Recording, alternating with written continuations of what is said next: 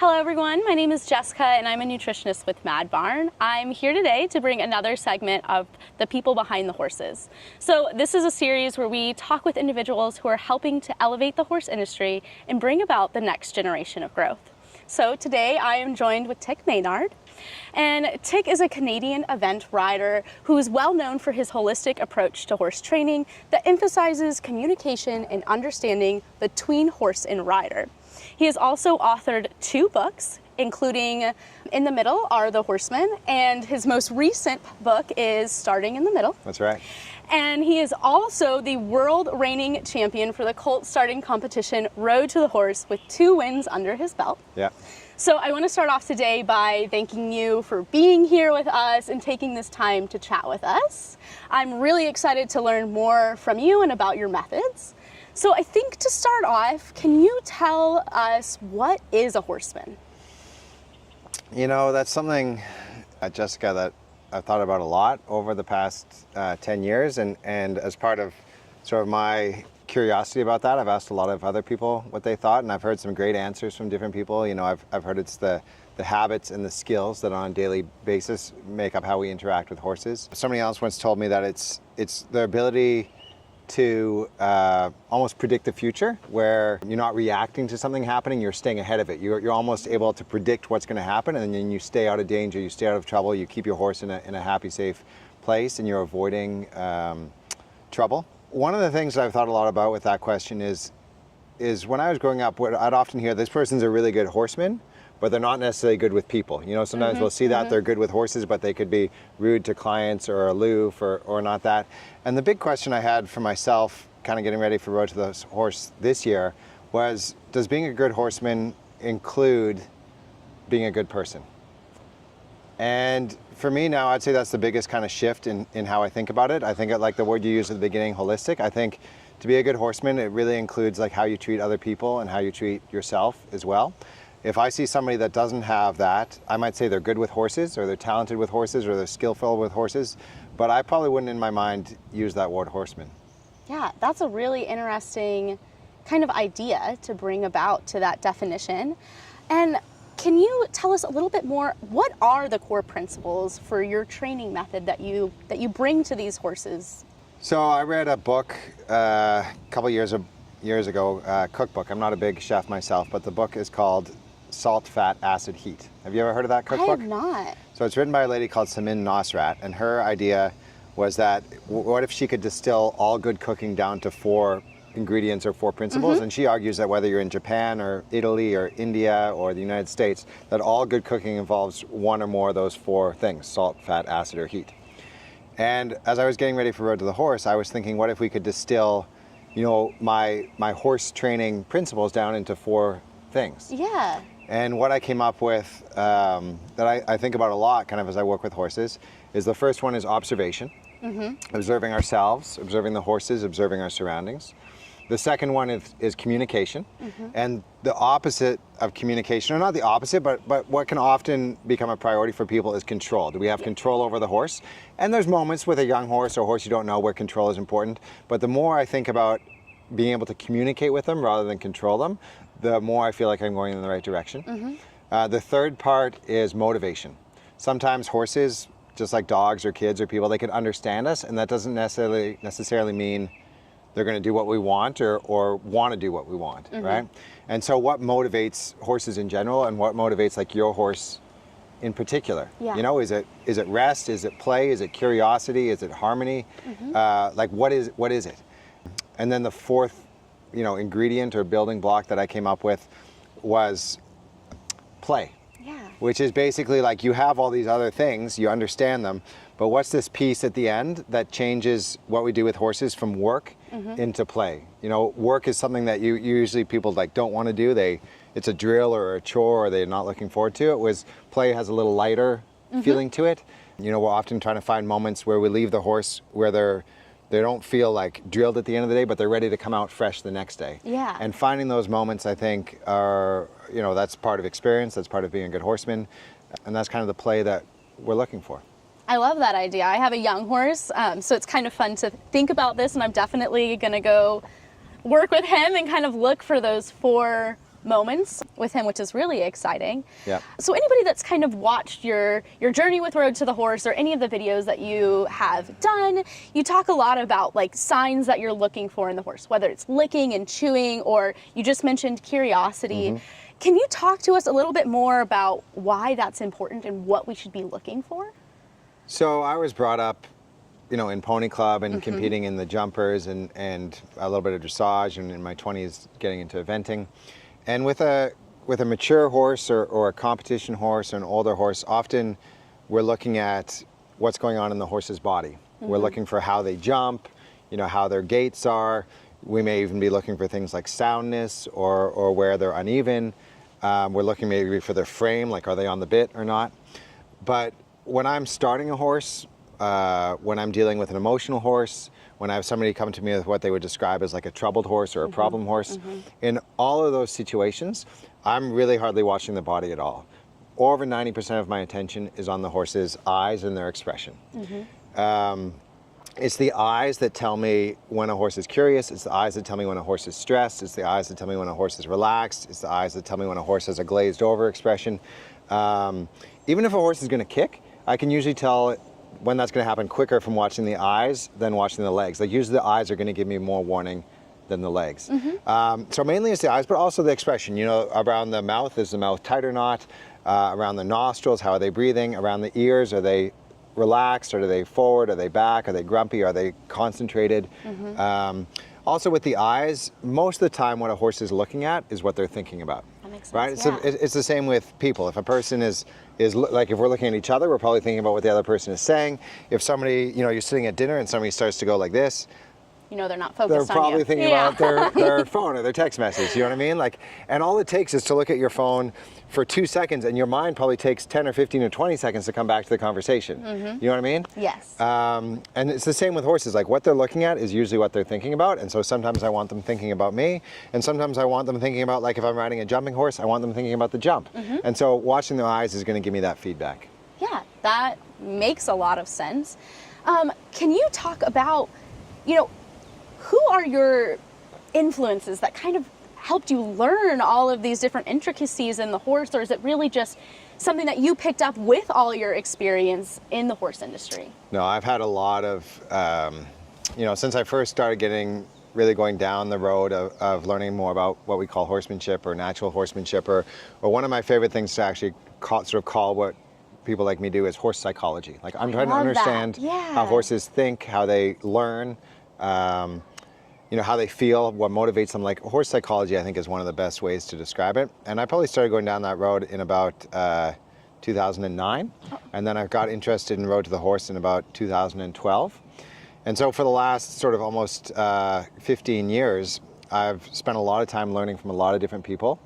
Some of them I might call mentors or coaches, and some of them I just kind of met in passing. I've also really delved deep into books on horse psychology. You know, a lot of people from a competitive background, they get a little bit more into books on how to make horses jump better or do dressage better. You know, and I'll read those books as well, but I'm a little bit more interested in like trying to figure out how horses think. And those are the books that I tend to get attracted to. You know, at the risk of leaving people out of the list, I'll tell you some of the people that I kind of spent time with to get ready for Road to the Horse. Glenn Stewart from British Columbia. Spent a week with him both years getting ready and starting horses with him. Jake Birnbaum from Pear Tree Ranch. He lives just 5 miles down the road, so I spent quite a bit of time with him getting ready. Almost every week I'd go over there. I went down to Argentina and spent time with Christo and Oscar Scarpati and their family. And they have an amazing philosophy and warm, like a really warm way around horses. You know how sometimes there's people that you meet and you just like, even if they don't say much, you're sort of drawn and you want to spend more time with them. You know, that's what their farm is like, their ranch is like. It's really got a nice feeling to it. Tom Pearson, a local guy, a reiner, I spent a little bit of time with him. I did a Martin Black clinic both years to get ready. You know, he's quite a well-known, almost legendary colt starter. Some of the people that I would have liked to have spent, you know, time with would have been maybe like Wade Black, his son, Chris Cox, another winner from Road to the Horse. And then just watching DVDs, watching previous years, and then Nick Rivera, my pen wrangler, him and I both years would start horses together to kind of get in sync with each other and make sure we were on the same page. Wow. Who would have thought you'd be a world traveler now, just, you know, being able to gather all of this information from all these different people, both here locally and, you know, across the world. Yeah. So let's talk a little bit more about Road to the Horse. You kind of answered my first question, but was there any other preparation that you did? You know, did you work horses here at your farm, trying to get more tips and tricks, or what else to kind of help you prepare? I did all those kind of clinics to get ready, and I started some horses here. I'd probably say the most unusual thing that I did to get ready was I flew to Seattle, and I did a 4.5-day chicken camp. Oh, wow, okay. Have you ever heard of chicken camp? I have not. So we go there, and basically half the day is like learning theory, like learning how animals learn. And then half the day is training chickens, and it's not half and half. You sort of spend half an hour with one and half an hour with another, and you kind of go back and forth so the chickens get lots of breaks. Oh, that makes sense, yeah. But the idea behind training chickens is that if you think about what we most commonly train, which are probably dogs, horses, and people, like you're training kids or staff or whatever. So those, I'd say at least in North America, those are the 3 most commonly trained animals. Yeah. But with dogs, horses, and kids, we don't have to be a perfect teacher in order for them to learn. Yes. All 3 of those animals are smart enough and motivated enough to make up for a lot of our mistakes. You know, you have a lot of people that don't know anything about getting a dog or training a dog, and they go to the shelter and get their first dog, and they more or less end up fine. Same thing with a horse. A lot of people that have ridden a horse before, within the first few months of being introduced to riding, they buy a horse or lease a horse, and they're not a perfect trainer, but they sort of get by. When Sinead and I had our first kid, Brooks, you know, they handed him to us, like this little infant, you know, and we kind of look at each other, and at that moment we realized neither of us had ever held a baby before. Oh, wow. And we're like holding a baby. What an introduction. You know? And you think there's going to be like a lesson or whatever, but they basically give you the baby, and the next day bye-bye. They send you home, and you're kind of like, well, I guess we'll figure it out as where do we go from here? You know, and at the beginning you think you're going to read all these books about raising kids, and you don't. Well, at least we didn't really read that many. You know, I've got a couple on my bookshelf, but it's not like I'm studying how to raise a kid. Yeah. You know what I mean? Like you learn on you go, you talk to people, you learn from your mistakes. You don't have to be a perfect parent to raise a good kid. Yeah. But with chickens, it's a little different. Chickens are not really smart enough or motivated enough to cover up your mistakes. I would imagine it's a little bit like, almost like being a computer programmer. Like if you put the wrong thing in, the computer doesn't do what you hope it's going to do. Yeah. It just does what you program it to. Like if you put the decimal place in the wrong thing or the word in the wrong spot, like it just doesn't do it. Yeah. And a chicken's a little bit more like that. So you really, and the other thing is the chickens don't take stuff emotionally most of the time. They're not thinking, I hate you, or I'm frustrated, or I'd rather do this. They just kind of do what you train them to do. And so we're training them to do stuff that's a lot like, imagine like dog agility stuff, like up and down an A-frame, bending poles, through a tunnel, over a teeter-totter, stand on this, don't stand on that, peck this thing, don't peck that thing. And it's amazing actually how much you can train a chicken to do in 4 days. Wow, that's impressive. I think my next trip to your farm, I think we do chicken training. That sounds I love it. It's actually really That'll be fun. our next video. We're going to train chickens. I love it. Okay, so building a little bit on it, obviously you just came off your second win at Road to the Horse. How did your approach or your mindset differ from your first year to your second year, or was there a difference? Yeah, I think the biggest, well, there's a few differences. Number one, kind of working against you, is you're coming in, I think, to the second year with a little more pressure. Yeah. You know, the first year I was a little bit of an underdog, at least in my mind. You know, a lot of people in that world hadn't heard of me or didn't know what I was about. You're coming in for the first time. There's not a lot of expectations that I put on myself or from other people. You're just going to really do the best job you can do. And the second year, you know, the first thing people say is like, are you going to defend your title or something like that? And all of a sudden there's like an expectation or a pressure, and that can really start to play tricks with your mind. Yeah. And I really had to tell myself constantly to just approach it as if it's the first year. It's not about defending the title. It's not about winning. It's just about focusing on the process and just doing the best job I can. Yeah, doing best by the horse. Exactly. I will say that that first year that I did it, it was the hardest thing that I've done in my life. It was the most uncomfortable, out of my comfort zone thing I've done in my life. I had adrenaline going through my body for probably almost 9 months. I was like buzzing. I probably had trouble sleeping for months leading out to it. Like I can't imagine another thing I've done that's really even close to having that much nerves around it. The second year, while I was still pretty nervous, and it was probably still the second most nerve-wracking thing I've done in my life, I'd say it was like I was probably over 30% less nervous, which is quite a big difference. You know, I slept better. Even during the competition, I wasn't like on edge as much. I felt quite a bit more relaxed and confident going into it. And I think that's just from the fact that I went through something so difficult and I survived it. And I think that's one of the big things that, you know, people say, if you're not living on the edge, you're not living, or do something that scares you every day. You know, we hear stuff like that. I think that's what that first year gave me, is it gave me the chance to go something really difficult and realize, like, I was fine. I could come out of it. Oh, I love that. Can you walk us through what your thought process is when you're selecting a horse, and what are some characteristics that you are looking for? So in this particular instance, it's not like when you go out to buy a jumping horse or a vending horse, you're not allowed to touch the horses, you're not allowed to handle them, nobody else has ever handled them before. So all you're really doing is looking at a group of 10 or 12 horses, like in a little herd, and just by watching them trying to figure out which horse you want to pick. And not just necessarily pick for the long term, but one that's going to have the physical and mental fortitude to get through this particular format.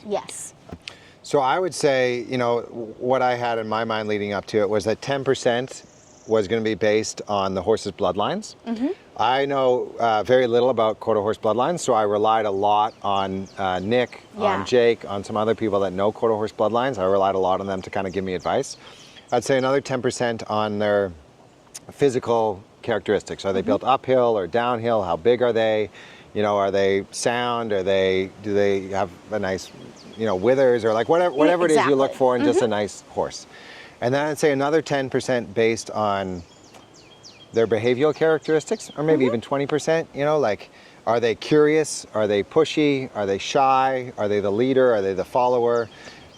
Are they the kind of horse that's quick to kick? That kind of thing. And then I think even at the end of that process of going through that, I still think 60 or 70% of it is just pure dumb luck. That makes sense. You know, I think you can only tell so much about a horse from looking at them before you actually start to get your hands on them and see how they react to being trained, to being influenced by a person, to being tamed. You know what I mean?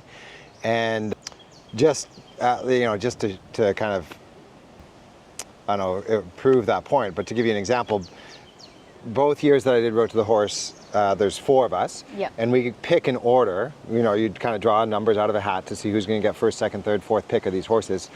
And both years I had 4th pick. And both years the horse I picked ended up winning. So, you know, if I gotten first pick, maybe it would have ended up different. That's really interesting. I want to take a step back and talk a little bit about your books. So your new book, can you tell us, what does it mean to start in the middle? So I got to give a lot of credit to Rebecca, who actually came up with that title. Rebecca's the editor and publisher that I worked at Trafalgar Books. And, you know, I had probably 5 or 6 different titles I was thinking about, and that wasn't one of them. But she came up with it, and we both loved it, and she designed the cover, which I also love. But the idea of the middle is, I think it's a few things. I think, you know, the idea of doing this Colt Starting World Championships is something that I'm competing like in my midlife. You know, I'm 43 right now, and I wouldn't say in the Colt Starting world, I wouldn't say I'm a young man, but I also wouldn't say I'm an old man. You know, like there's people that have done that in their 20s, and there are people that have done that in their 60s and maybe even 70s. You know what I mean? And I think also, in terms of the actual horse, like we're stepping into that horse's life, like in the, maybe not the middle, but they're 3 years into their life. Like they already have a lot of patterns, experiences, things they like, things they don't like. And all of a sudden we're stepping into their life and saying, hey, I want to start to be friends with you or to train you. And we're sort of stepping into the middle of their situation and saying, okay, now we want to change how you think about stuff. And then also with writing the book, that was also something that I thought about a lot, is like the idea of something having a beginning, middle, and an end. And if you get to ever read the book, you'll see that you'll see how that kind of plays out through the book. And I'm not going to say too much about that, but I encourage you and anybody else reading to hopefully pick up a copy. Yeah, go get a copy and learn what it means to start in the middle. Yeah. Well, we're at your beautiful farm here in Florida, and I do want to give you the chance to talk a little bit about the team that you've built around you here. So we have a great team. I mean, it's really not, people say nobody's, I've been at farms where they say nobody's indispensable, but like some of the people we have here are pretty indispensable. Like we got an amazing team. The core obviously I think is Sinead, my wife. In terms of how the farm operates, she does way more than I do. She's amazing. She cares so much about the horse's physical and mental well-being. She cares so much about the staff. She wants to have a fun yet professional environment. Usually we have, I'd say, between 2 and 5 staff, most commonly 3 or 4. Yeah. Right now we've got Lindsay, who's been with us for over 3 years. Oh, wow. And it's rare on a lot of farms to have somebody stay with you that long. So I'm really happy that she stayed with us that long, and she's part of the family now, I would say. I hope she stays for a long time. Usually we have a couple working students rotating in and out from different places in the world. And then the horses, the horses are pretty much what make up the meat or the substance of the team. And I think we're really lucky right now to have some really good horses. We've got a couple syndicates going. They own 2 horses for Sinead and 2 horses for myself. And while I've done Road to the Horse, I think both Sinead and myself are still feeling pretty motivated and pretty competitive about continuing on in the eventing world. Yeah, I'm really excited. I'm excited to see you guys, come back out and keep doing that and keep growing and building and watching those horses. Yeah. I have a couple questions left for you. First, what is your advice to any of the aspiring equestrians that, look up to you? What is some advice that you have for them? I'd say my biggest advice is, unless you come from a lot of money, which some people do, is to get really good at learning by reading, learning by watching, and not to feel like you always have to spend money for the lesson or the clinic or the horse to get better. It's you can really tell, like when you go to a clinic or you're teaching lessons, you can really tell who's there and sticks around to watch. Yeah. You know what I mean? And I feel like it gets more and more rare. Like people often now come in for their lesson and then they go home. But the people that kind of stick around and they learn by watching. Yeah. Same thing with reading. I was talking to Karen O'Connor last year, and she said she went to a big clinic in Louisiana, and I think there were like 40 people in the clinic over like a week, and plus a bunch of auditors. And she said she started off the clinic by asking people like what horse book they had read most recently. And I was like, what did they say? And Karen just was like blank faces, like just got blank faces. Yeah. You know what I mean? Whereas when I look at people that are really passionate about horses, like they're reading books about horses. There's a lot you can learn. And the other thing that I do a lot is I watch DVDs, in particular to do with horse psychology and horsemanship and Road to the Horse. Upstairs here, if I paid retail price, which I didn't pay for all of them, but if I had, I probably have, I would guess, over $10,000 worth of DVDs. Wow. I mean, maybe these days, I'm probably dating myself, you don't need DVDs. You can probably subscribe to some of these things. Watch YouTube, all of that stuff. Or pay to stream them, you know what I mean? But to do that, and I would say the biggest thing with watching stuff online, like you mentioned YouTube, is to get to the point with your own knowledge or to have a sort of a mentor or somebody to let you know what's the stuff that you should be watching versus the stuff that's less important. Because with so much access to videos these days, there's a lot of stuff that's really good, but if you don't really know what you're looking at, there's also a lot of stuff that is less good. So trying to navigate, which is the stuff that I could spend hours watching. Yeah, I love that. And I love that you bring this up too, because we've talked to several people, and I think that is everybody's take-home message so far. Be that, forever learner, always taking in knowledge and finding those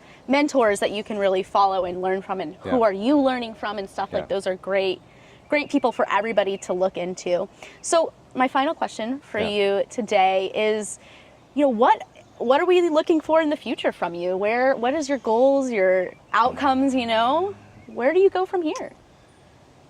You know, this is going to be, I think, after getting through 2 years of this and finishing the second book, in another 2 weeks here, I've got Ocala International, Yep. and I've got 3 horses competing there. And then I think I'm going to get through that, and I'll have had like a pretty intense kind of 2 years. I think I'll probably take a step back for the summer, not so much from horses, but more a little bit from the competing and from the riding.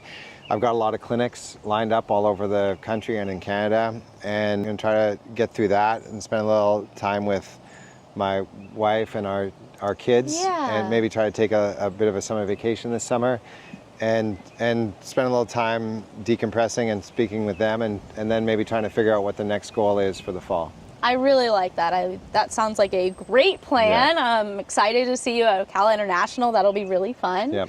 Thank you again for having taking this time to chat with us. And to everybody watching, I hope you guys learned a lot from Tik. Make sure you check out his books, check out his resources, look into those clinics that he has coming up, and make sure you guys subscribe to our channel so you can have the first watch of our next episode of The People Behind the Horses.